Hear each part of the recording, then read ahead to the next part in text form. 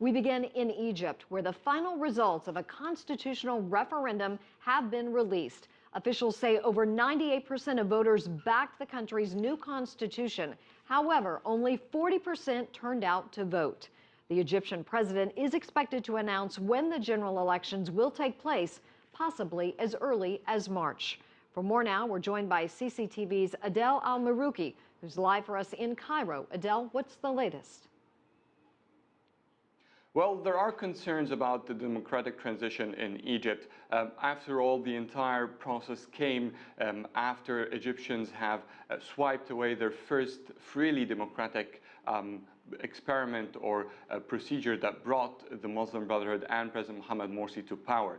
Today, those people stand on solid ground, showing that at least 20 million Egyptians were supporting the current transition and the ousting of President Mohamed Morsi. So after all, the June 30th protests or uprising or a coup, depends on how people here describe it, was based on a popular demand that surpasses all the previous elections that brought the Muslim Brotherhood and President Mohamed Morsi to power by at least 50%.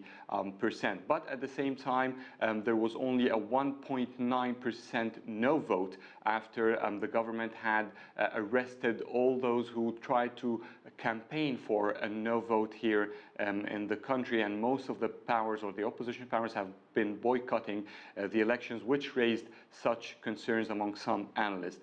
No one has seriously doubted the integrity of the vote, but a 98% victory reminded people here about the times where a 99% result would be a result of a forged elections in favor of previous presidents. Almost 20 million voters approved the amendments made to Egypt's constitution, which deletes controversial Islamist-inspired provisions written into the basic law approved when Mohamed Morsi was still president. The latest turnout was moderate, but as the Elections Committee noted, it was higher than the turnout in a referendum that backed the previous constitution under Morsi in 2012.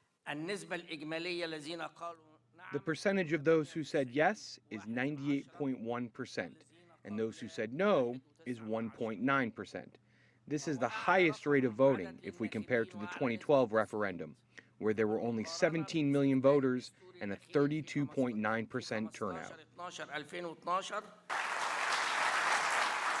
In 2012, nearly 11 million voted for the Islamist-tinged constitution.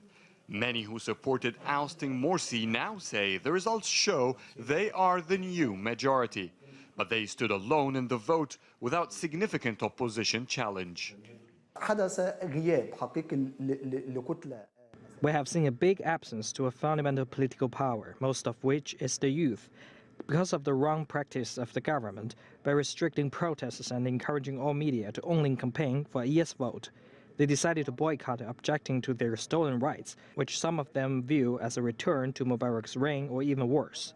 The Muslim Brotherhood and its allies claim the results were manipulated. Where we have seen errors, it has been more by accident and maybe some lack of training. At the same time, it is obvious that in the forefront of this referendum, there has been a very clear imbalance in the possibility to express the view of the opposition. And that is unfortunate. The referendum results do not just reflect the approval on the constitution, but they also showed how many Egyptians support the ousting of President Mohamed Morsi and a new transition in Egypt without the Muslim Brotherhood.